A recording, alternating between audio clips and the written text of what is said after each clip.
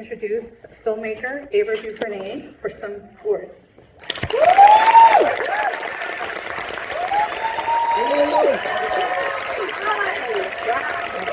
How are you?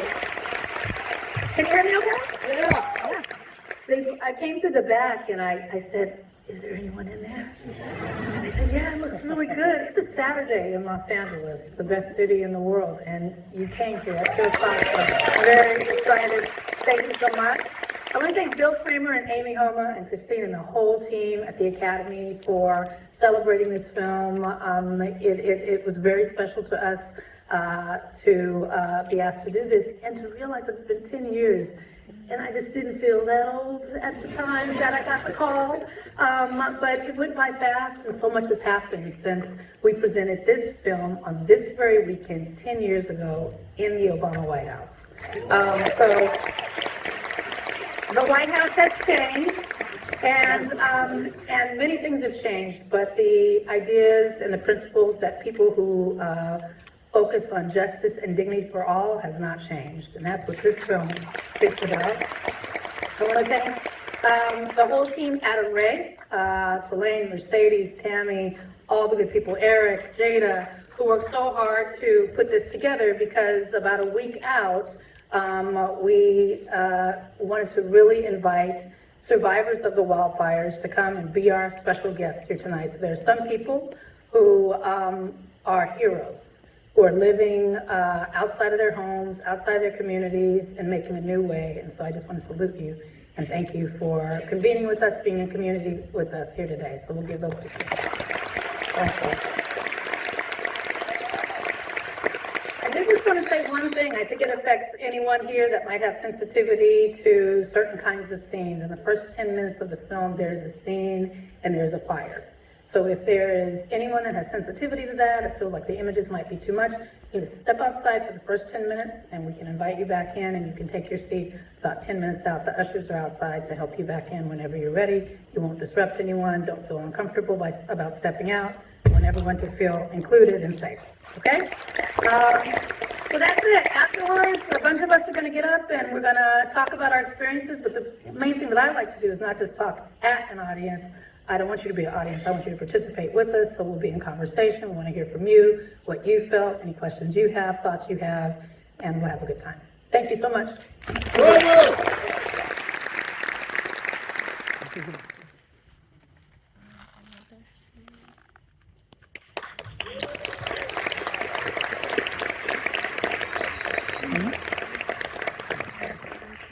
Please help me welcome to the stage for our special guests for today's conversation on the legacy of the film Selma, our moderator, Elvis Mitchell.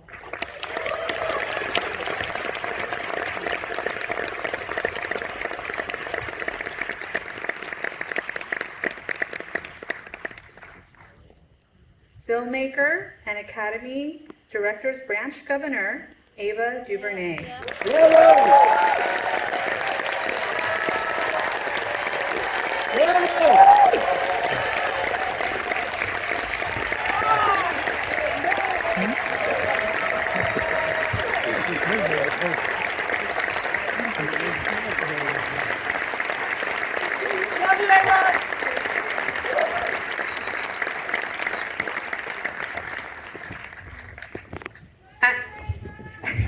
I love you, Ava. Actor Omar Dorsey as James Orange.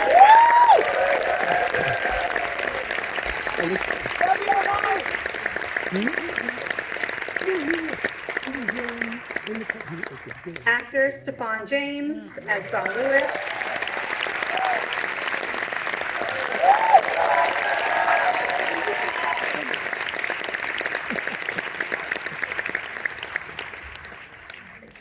Actor Niecy Nash-Betts as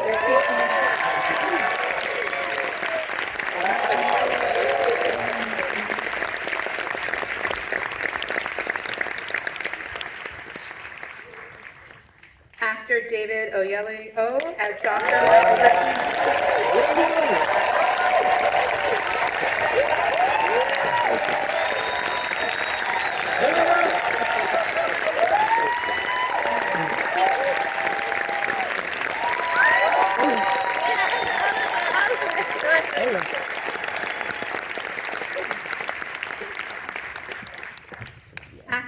Wendell Pierce as Reverend Jose Oyelowo.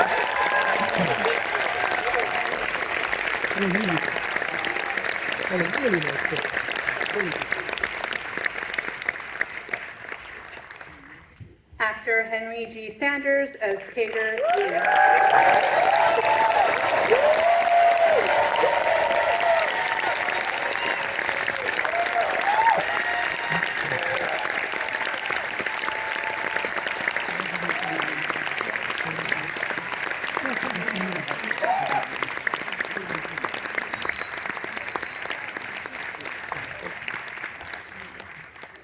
Costume designer for the film, Ruth E. Carter.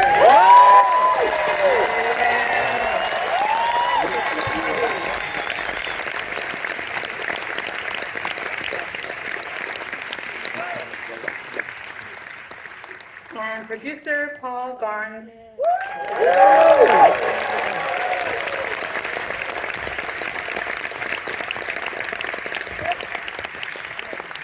Thank you, and please enjoy the conversation. Well, unfortunately, we're out of time because David's introduction took so long. Well, let me start with that because we got this incredible group of actors here. The legendary Henry O. Sanders, who was in one of the greatest films ever to come out of Los Angeles, Killer or Sheep. So before we go any further, please. So it's such an incredible cast. I'm going to start with the very first scene in the movie where we get to hear Dr. King rehearsing his speech. And it's that one where I thought, well, you cast David, or did you? Because I can't think of another actor who so often wrestles with that sort of expanse between head and heart, which is what that character is about. And to go from that, then to the speech, to then those girls, and of course those girls talking, and when one of them says, my hair would be too grown, which really sort of becomes like the metaphor for the movie, because the country had to grow up really fast after all that. But let me ask you about casting this guy who could do those things, who could balance that fight between head and heart that so epitomized the character. First of all, Elvis Mitchell, ladies and gentlemen. Right? David cast me, actually. That's how it happened. Why don't you tell them the story? This is David's film. This is David's film. David actually put this film together. David brought me to the project. David was initially cast by the previous director. I was the 7th director on this movie, and was brought on at a time when they thought they wouldn't be able to make it because the budget was too low. This film was made for $20 million, and which is low for people that know about movie making. And so David had been cast by the previous director, the esteemed director, Lee Daniels. Lee Daniels left the film, and David said, but I'm still gonna be king, right? Let me figure out who the next person will be so that I can remain king. We had just worked together on a small film I'd made called Middle of Nowhere. And so David actually marshaled the forces of the universe to have a director who had never made anything like this, who really didn't want to make this, with producers that had no interest in any of it, in me certainly, and somehow got it done. Well, yeah, that is how it played out. I had worked with Ava on Middle of Nowhere, and I just knew I had been in the midst of a genius. I really, really felt that to the core of my being. And her dad, who's a beautiful, beautiful man who was with us while we were shooting, was actually from Lowndes County between Selma and Montgomery. And so she knew this world, but when I first brought it up to her, she said, I don't like period movies. So that wasn't a great start. But we kept on talking about it, and I think just her affinity to her dad and this history, and as we started talking about it, almost like a thriller, and also what it could go on to be, because the script that Ava inherited did not have any parts worthy of some of the incredible women you see in this film. So you're saying a white guy from the UK didn't write that scene about those black girls talking about their hair? Is that what you're saying? It's shocking. It's shocking. But oh, by the way, Oprah sends her apologies. She's feeling a bit under the weather today, so she wishes she could be here. But she is one of those amazing actresses who did not have or would not have had a role the likes of which she had in this without Ava coming on to rewrite the script and making it about the man and the movement, and more importantly, the women who undergirded this movement. So yes, I had the privilege of helping bring Ava onto the film, but I was the primary beneficiary, because seeing the film here again today, I cannot think of a better version of it. I cannot think of a better director on planet Earth to have brought it to fruition. I can just say David knew that he was destined to play King. This is something that he and his dear mother had talked about for a decade before. This is something that had been in his spirit, that he knew he was going to do. This British man who somehow felt so connected to this American icon, and so he held this film together so that he could play the part. And there are moments that I was watching the Jimmy Lee Jackson speech, some of the different speeches that we did, where I remember being on set. I mean, he was not I was not directing him. I was simply there to facilitate something that was happening within him that was far beyond acting. He was embodying something there, and I think the performance, 10 years later, still gives me chills.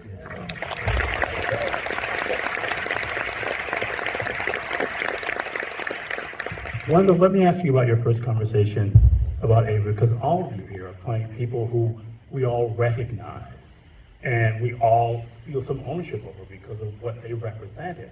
And that's a big bite of the apple, being asked to play this iconographic figure.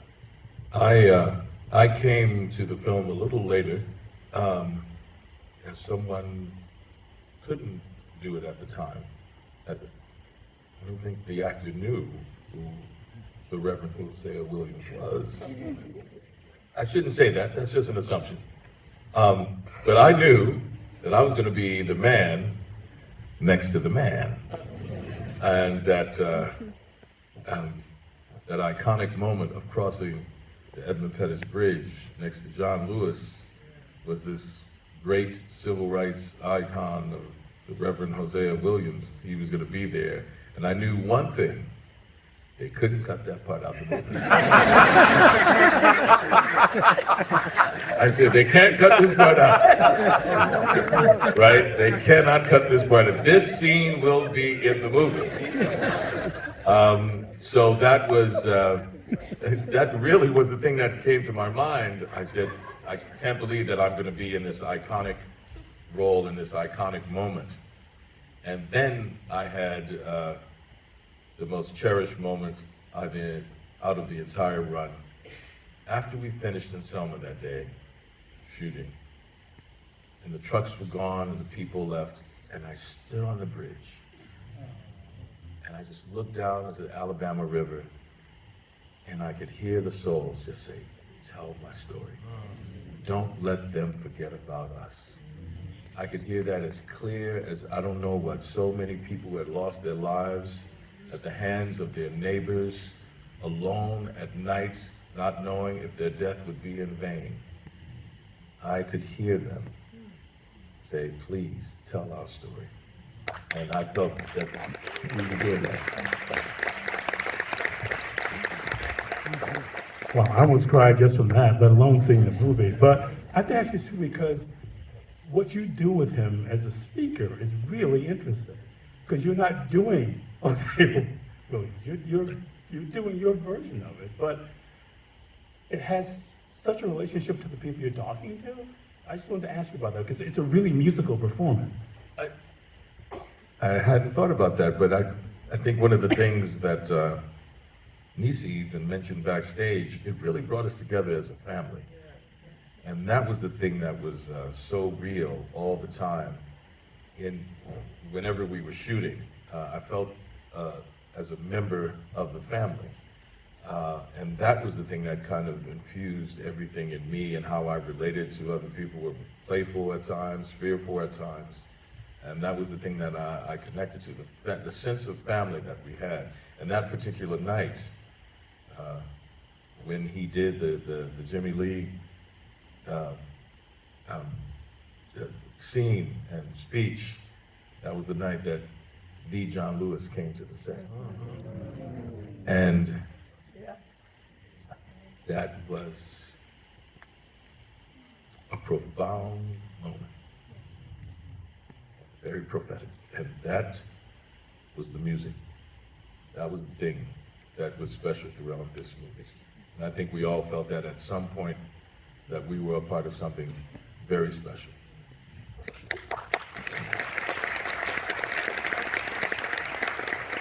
Since you brought up John Lewis, Stephan, let me ask you about meeting this guy when you were about the same age as he was when he did this. What was that conversation like to have, again, the sweetest man in the entire world, and he's listening, as you listen, you hear him talk, you kind of go, oh my God, oh my God, oh my God. You know, I don't know if I could call it a conversation. It was just me marveling wide-eyed at this legend that had visited our set that day. And you know, to Wendell's point, just a very profound experience to come face to face with a man who you had been studying, you had been preparing, you know, to be able to recreate his life. You know, such an important time in his life, and feeling that pressure, that responsibility, and then feeling like you're looking at yourself when you saw him. You know, I think that was probably the thing that I remember the most, and it gives me chills talking about it now, just because I felt like I saw myself. You know, I think I was maybe 21 at the time that I made that film. 31 today, aging myself a bit, but you know, just to be able to look a man like that in the eyes and not have the words to say thank you, but to just hope that everything you're doing, that the work that we were doing there would mean something to him. I think that was the most important thing for me at that point in time. So it felt otherworldly. I felt like I was sort of in bliss, because anyone who's ever met, you know, the congressman just knows how lovely he is, how cheerful he is, the smile, the energy, you know, it's so sweet. And it's just like to think the amount of strength and bravery that he had to display as a 21-year-old man, 22-year-old man on the front lines of justice. Yeah, I'm blown away that I've been so blessed to be able to be the vessel to you know, carry out his story. The incredible thing, yes. The incredible thing was, out of all of the people who were depicted, Congressman Lewis was alive. He was able to read the script. He was able to, and Ambassador Young, and so to actually have real people, to be able to review the script, to talk to David, to be able to talk to him a little bit about the pieces that we don't read in the history books, and then for Ambassador, and C.T. Vivian was alive too. Reverend Vivian was also alive. They're all gone now, except Ambassador Young is still with us. But C.T. Vivian came to the bridge crossing, Ambassador Young, and then a lot of the wives, Ralph Abernathy's wives, some of the different wives were there. This is not that long ago. I mean, these people were still with us. I remember that we were asking them, tell us the real deal. Give us some things. How was Dr. King? They told you. Well, they gave me some things. I'm not going to repeat them here. David, I swear we won't tell anybody. No, but Congressman Lewis gave me one of my most profound moments amongst many that I had on this film. He came on a day, like, unannounced. We didn't know he was going to be coming. In his district. Right, so we were shooting in Atlanta, and I had a knock on my trailer door, and I had made the choice during the shooting of Selma to stay in character the whole time. Shout out to my wife, I'm so sorry that happened. She's here, still recovering. But I got this knock on the door, and there he was. It was John Lewis, and I was in character. And I can't even remember what I said to him, but the next words out of his mouth were, Dr. King, it is so good to see you again. I can't remember anything beyond that. It was truly profound. Wow. I mean, but that's the fascinating thing about the movie, and I think to turn to you, Ruth, about this, because when we see these people, we immediately recognize them, even without title cards or anything. When we see Common, we know who he is. We see Tessa, we know who she is. When we see Stephan in that suit, I mean, we know who these people are without that. And that's part of I think your brilliance in this, is you help us to identify these people visually immediately, just because you use the historical records to give us that center, and without having the picture explain itself. Thank you. I'm extremely grateful to be a part of this film and to honor Dr. King. The whole journey of shepherding this cast with all of these real-life characters. We had research, we had images to follow, and we were serious. We would share different details about what they wore, how they looked, and I made David's collars a little tight. We talk about that because King had a little roll of flesh over his collar, as you may have noticed in his pictures. And so we wanted to make sure things were accurate. And I remember sitting with Ava and talking about the 5 little girls and how we wanted them to feel like it was Easter Sunday. It was a special day. They were dressed up, and just the sharing that we had. There were a lot of people in this film to dress. It was a $20 million picture, and we couldn't hide anywhere. The camera was everywhere. It showed all the marchers. The marchers were like another character in this picture, and it just took that amount of dedication and heart. As you saw the marchers coming through, what you didn't see was a team of people that was responsible for dressing every single person in this film. And we were out there with ebony magazines and all kinds of things that we were reminding ourselves of the details of people who marched and how they looked and where they stood. I mean, you would have thought we were ADs, and we turned into everything. But one of the most beautiful memories that I have of making this film was talking to some of the people who were children when they marched with the adults over the Edmund Pettus Bridge.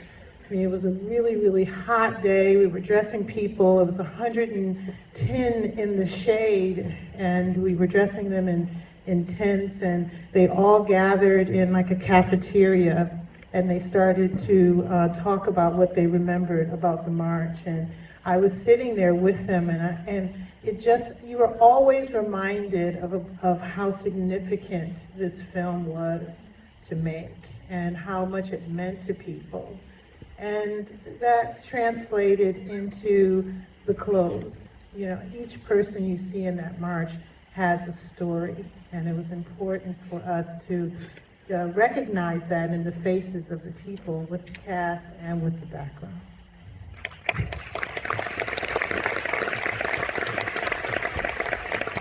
Niecy, I wanted to ask you too, because again, you're playing somebody who is an enormously impactful person, and who had lived a lot of lives by the time she got to this point in the film. I wanted to ask you your first conversation with Ava about playing her. Hello, everyone.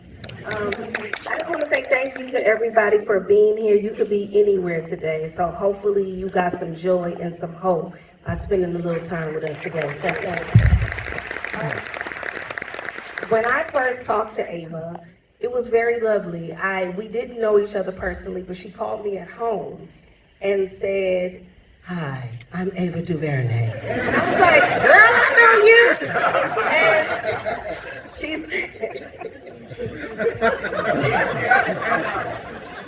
she said, "I have a role in my film. I saw you in something, and I believe you are my Richie Jean. But, the film is in Atlanta. We've run out of money. And is there any way you can get yourself here?" And I said, "Girl, let me put my blue jeans on. I'm on my way." And would do it again. Because I love her. And it gave me one of my dearest friends. So I'm so happy that you made that phone call that day. And she just really talked to me about the impact of the people coming through town, and this woman mothering them and being there for them, feeding them, giving them a place to stay. And it was like she was talking to me about myself. You know how sometimes a character is so close to you. Even when we were in the back, I'm saying, here, you need some help with your plate? Omar, give me your glasses, they dirty. What you need? You know, and I fell right into her because I was naturally, I've been a mother a long time.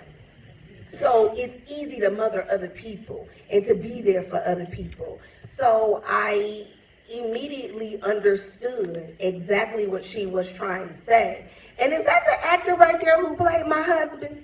Yes, ma'am. Yes, ma'am.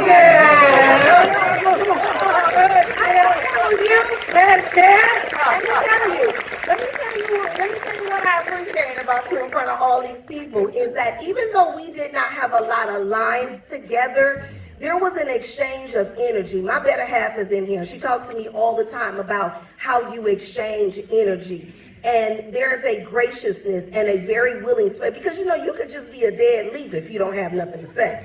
But there was always pain in your eyes and concern in your eyes, and you know you always wanted me to be well as an actor. You know what I mean? And I really do appreciate that. So thank you, brother. I appreciate it. And just while we have the lights on, there are a few other department heads in the, if you could turn on the house lights, any Selma department heads in the house? I think location, stand up, come on, stand up, Christian F, Chief Lighting Technician, some of our folks in the back, who's got the back? Come on, Selma family, love y'all. Silent notes up there, help David sound like King, up there. There it is. Cynthia Stillwell's here. She got all those background actors, all the extras. She found all those people. It's a team effort. Thanks, family. Omar, before you do your Ava impression, Niecy talked about something really interesting, and everybody's been touching on this. I wanted to ask you if this sense of community that came out of making the film helped you to find the character, because it was a community of people who worked together, and I think that was really key. Don't you? You know, the thing about it is, I remember the first day we had the table read, and Ambassador Andrew Young was there, and Ava said, hey, Ambassador Young, this is Omar Dorsey, he's actually from Atlanta. And I'm the only person on the cast who's from Atlanta. So I felt a sense of responsibility playing these characters. I worked for Hosea Williams for 10 years, and Hosea Williams Feed the Hungry. I worked with the character, I played James Orange, you know, doing a lot of community service. So I felt the elders and the ancestors with me while I was playing that character. And the whole sense of community that the SCLC had, this is the same thing that we had. I mean, you know, when Ava is going looking at dailies, David, Wendell, me, Niecy, Stephan, Coleman, Tessa, we're all common, we're all staying in the same hotels and the same townhouses. And we're just hanging together all day long, you know, listening to music, just bonding with each other. That's one thing that I sing the praises of Ava DuVernay to the high heavens anytime I get a chance to, because she's changed my life. But this, the cast that she put together is so special because we felt like we were really representing the SCLC. And I felt like, you know, we were what Black Hollywood is right now. You look at everybody on the stage, look at people who are on that film. It was the present and the future of what it is. We had Stephan and we had Lakeith in that thing. You know what I'm saying? Our two of the biggest, brightest stars that we have right now, who are young. They were my little brothers, 21 and 22 years old. Now they're superstars.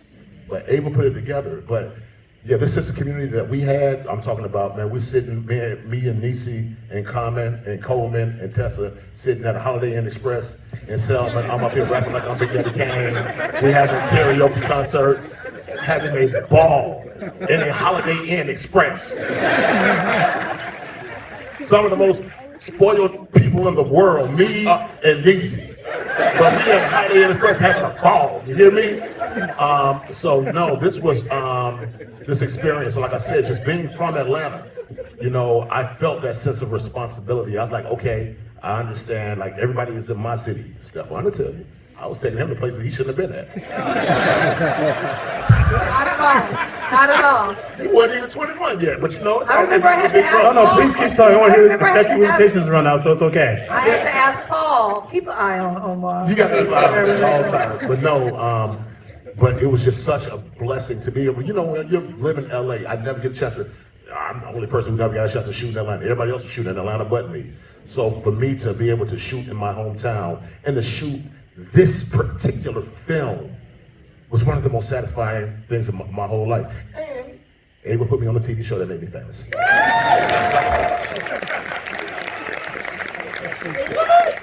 You want to talk about how we were slumming it in a great way when we were doing this film. Even Oprah Winfrey was, she was, had a tiny little house in Selma, and I remember watching her stood in front of a washing machine, just staring at it.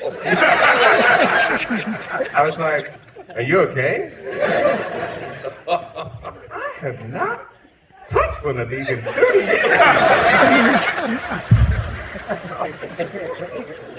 And here she is now to talk about that.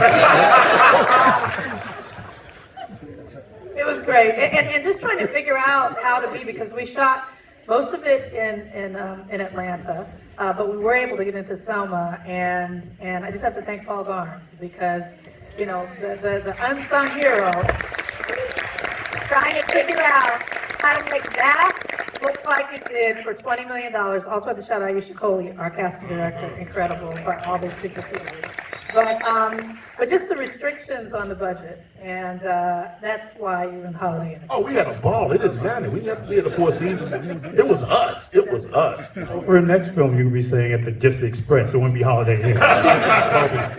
But let me ask you, Henry, at the point in your career that you were, to get a chance to make a movie like this with a black woman as a director, talk about what that was. I mean, given your storied history in the movie business, to get to do this story with this group of people, with this woman, what was that like for you? It was interesting because I didn't realize the connection Ava and I had with Charles Burnett from Killer of Sheep. And she didn't know when I came in for the audition. I think the casting person had mentioned it to her. I remember after doing the audition, then I got a call to come in again. I thought, okay, this is a callback. I eventually read the script and said, I want to be a part of this. And it was a Zoom meeting. And so I was in character. And I realized after a brief moment that I didn't have to be in character, that she was talking to me about being in the film. I have to give David kudos, because David is the one. We were sitting with Carmen, Ava, and David and myself, and we were talking about that scene. And Ava said, Henry, you know, you're a little young for this, and maybe we can tone it down. And David said, no, keep him that age, which helped me. Because then I wasn't playing myself. In fact, when I look at it, I remind myself of what my mother looked like before she passed. But, you know, just being on the film, and I tell people, I was in the service from 61 to 69, so the marches and everything I wasn't a part of. Selma was my march.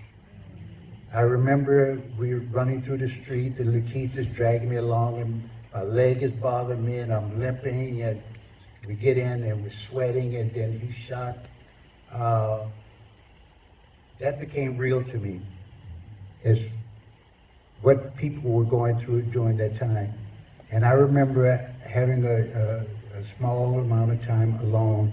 I went up on the Edmund Pettus Bridge and just stood there and just took all that in, that the people that had come before me, the people that had laid the groundwork, that spirit was still there. And now that spirit is in me. So, you know, I'm grateful. Ava Abel has been my angel. I know I had written a script and I gave it to her and I said, you know, would you consider this? And I went to do some looping. She said, I have good news and bad news. I said, okay, give me the bad news first. And she said, I can't do the script, I'm gonna be busy for the next 2 or 3 years. And I said, oh, okay. And I said, what's the good news? And the good news was I'm doing this show called Queen Sugar and there's a role in it for you. I said, this lady, I know Omar said it, this lady has changed my life. She has given me the kind of respect. I've been in this business almost 50 years. Nobody, even friends that have hired me on their film, has given me the kind of respect that I've done from this lady, this gentleman over here. And I'm so appreciative. I have to. I want to say one quick thing. Henry Sanders being on the stage is a miracle right now. Let's just say, okay, so many things to get him to the stage. Henry Sanders, Vietnam veteran. Henry Sanders, prostate cancer survivor. Henry Sanders, triple bypass heart surgery last year. Henry Sanders, survivor of the wildfires, his home gone 2 weeks ago. And the fact that you are sitting here with us, we love you so much. We respect you. You're a hero to us. You're a warrior. You're everything I want to be, a survivor. And we thank you so much.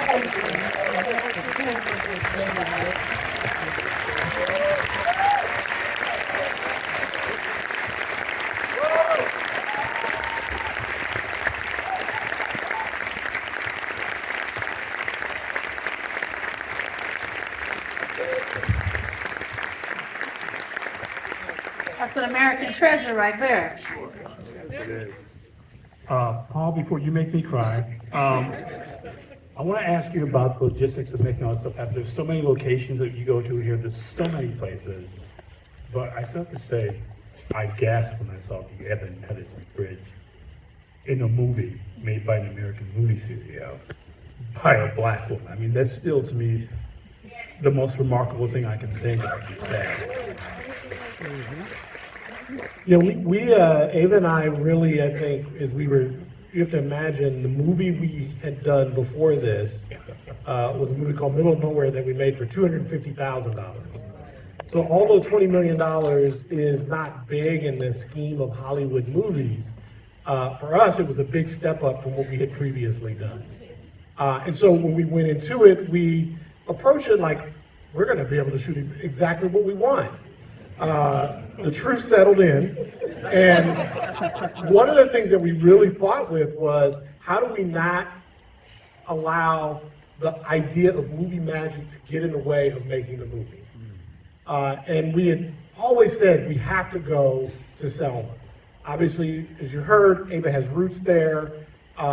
There's a spirit there that we wanted to tap into. We wanted to pay honor to the people who were left there.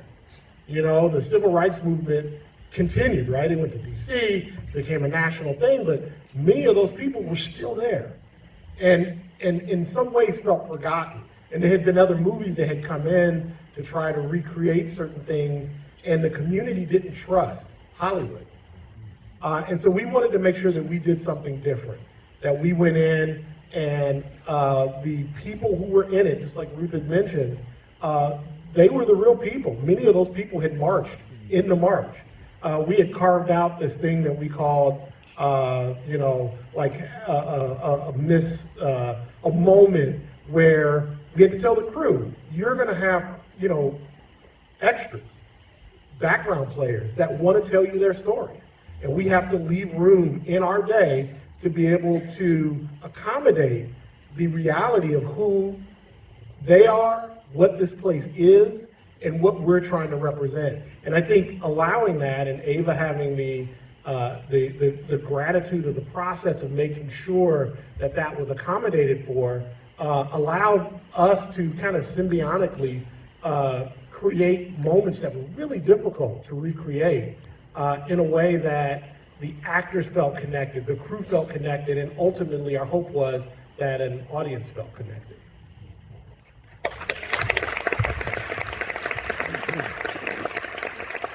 I'm sure we have some questions from you guys in the audience, so we'll bring up the lights now. If you have a question, if you can raise your hand, we'll try to get to you.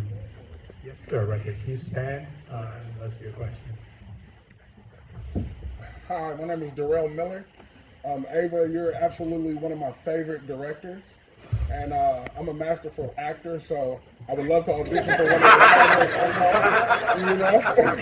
You need a big man who tells the truth.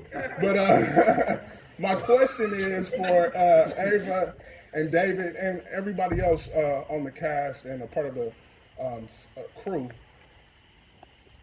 I was wanting to know, how do you overcome the pressure of doing a film about such a worldwide icon and such an important time in the civil rights movement? Thank you. The question was about how they overcame or dealt with the pressure of making a movie about this man, about this subject, about this time. Okay. You were the man. Well, as Ava alluded to, in 2007, the script came my way. I'm a man of faith. I'm a Christian. I was in a time of praying and fasting, and God told me I was going to play this role. It was so palpable that I wrote it in my prayer diary because I am not Dr. King. It wasn't someone I was aspiring to play. I had barely played any American roles. The notion of it felt so far-fetched. And the first director of the 7 that Ava mentioned, the feedback after my audition was, David Oyelowo is not Dr. King. So that's okay, he's not the director, so it's fine. He's not now.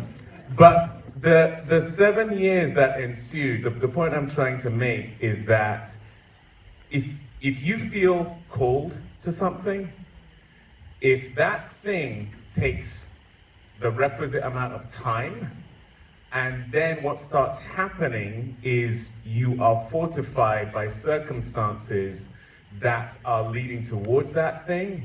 To your point about how do you deal with the pressure, if it is a calling, you get the support. You get the undergirding which drives you. The Bible talks about going from faith to faith. I sat next to a guy on a plane who was watching me on his iPad. He said to me, "Oh, is this you I'm watching on my iPad?" I said, "Yes." He said, "Oh, so you know something about movies? Is it good to put money into them?" I said, "Tell me more." He said, "Well, my friend just asked me for $50,000 towards a film called Middle of Nowhere. Is that a good idea?" I was like, "Can I read the script?"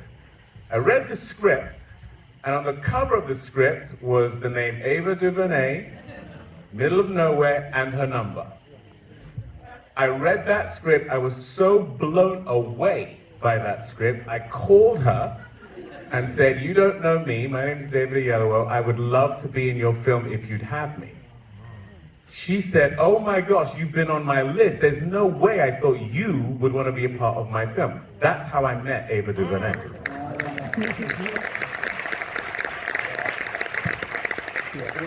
Lee Daniels was the one who cast me in Selma, but we couldn't get that film off the ground because Hollywood has a race issue that continues to this day. And they kept on not wanting to make the film for the amount of money it should be made for. So he had to step away from that film, but he cast me in his next film called The Butler. I met the legendary Oprah Winfrey. I told her about my dream of playing Dr. King in a film called Selma. I showed her the original audition tape I had for it. She said, "I believe this is your calling, and I'm going to do everything I can to help you achieve it." When Ava had come onto the film, rewritten the script, done a phenomenal job of that, we still couldn't get the film made. So who did I call? The lady who had said that she would help me if that was needed. I said, it is needed.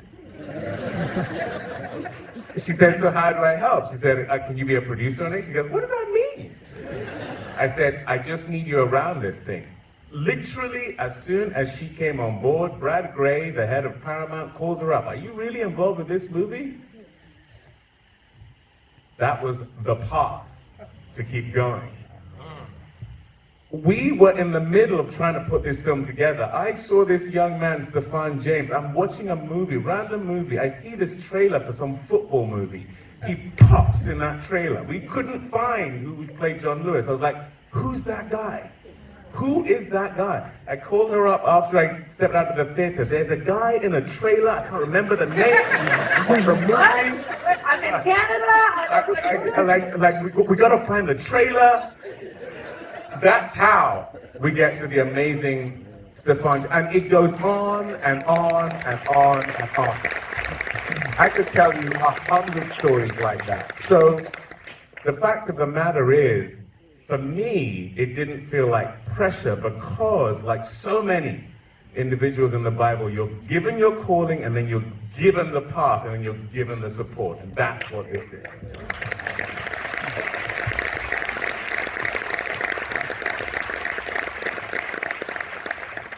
I want to go back to where I start with this because that opening, and I'm sure you saw this when you usually went to cast in the first place in the middle of nowhere, is he's so effortless in this sort of battle that people have between the elemental and the spiritual, head and heart. And when he's giving that speech, and we can feel that, I mean, it's different from the rehearsal. I mean, that scene is one of the most beautiful things I've ever seen in a movie. That first 10 minutes of Selma is, listen to me, is overwhelming. But I just want to ask you about casting him because it's such a remarkable thing. We can feel him fighting with what he should be doing versus being on that stage at the Nobel. Yeah, I mean, one of the things that I wanted to do was just make sure that we regard King as more than a holiday, a street name, a school name, and a speech. That he was a real man, that the civil rights movement wasn't magic, that it was strategy, that sometimes they didn't like each other, that there were all of these factions that had to come together to strategize to get us to the place where, I mean, literally, we can all sit here in this theater together, side by side, and be unafraid that we can see a film like this and have a conversation about it. And so I think that we've idealized it, and we've kind of normalized this idea of he's this untouchable figure. But yeah, I want you to see the belly. That this six-pack had to be transformed to ribs and fried chicken.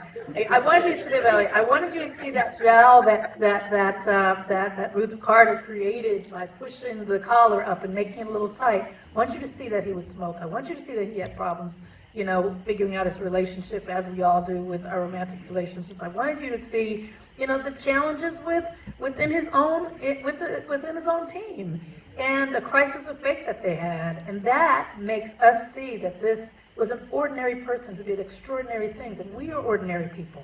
We can do extraordinary things. And that was the role of the film. And so when you see him in the first scene, when I was writing the top of it, I just want you to see him doing something very normal, just struggling with the tie. And we have to shout out Carmen DeJogo, amazing Coretta Scott King. And just the tension, the fragility of that relationship as the basis for everything that he had to try to do from that point. The relationship was the heartbeat, his heartbeat, and how he was constantly struggling with the love for his people, the love for his team, the love for his family, and how was this man juggling the whole thing. And I think David's performance is one that embodied a depth that our own history books don't even give you about King. And he researched it, and he put on that skin, and he lived that life, and he really, he went all in on this in a way that no award, no nomination, no history book, no nothing can laud or acclaim enough, because it's there. 10 years later, it's there. I hope you're so proud of it. I hope you see what you did. You put us all on your back, and you carried us over the finish line. What we did. Thank What we you. did. We Thank did.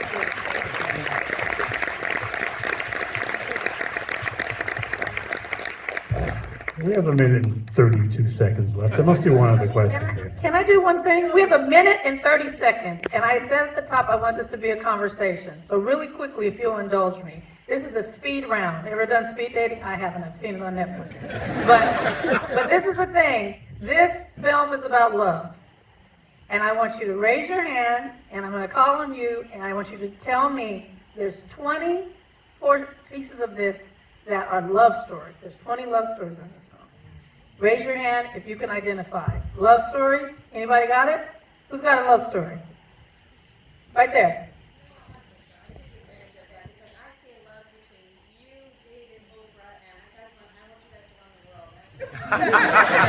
Thank you. We want to run the world too, but in a different way. So love stories within the film. I'll start. So you have obviously Dr. King and Coretta. That's one. What else? Right here? Dr. King and his children. Absolutely. Dr. King and his children. Right here? Dr. King and his country. Yes, Dr. King and his country. Okay, creativity right here. In the hat? Who? Jimmy and his mother. Yes, absolutely. Jimmy and his mother. Right here? Dr. King's love for people. Dr. King and love for his people. Absolutely. Right here? Tessa and Common were, not Tessa and Common, they're characters. Let's start movers. James Bevel and Diane Nash. Up at the top. I see you waving. And Mahalia Jackson and Dr. King when she called him on the phone. That's a great one. Over here. Yes. Dr. King and Ralph Abernathy, played by our friend Coleman Domingo, saying hello from London to everybody here. Yes. Right there? Yes, Harry Belafonte and the Movement. That's a beautiful one. One here? John Lewis and Dr. King. That was a big love story. That was a beautiful love story. Richie Jean and everybody. Thank you so much. That was our speed round. That's a speed run.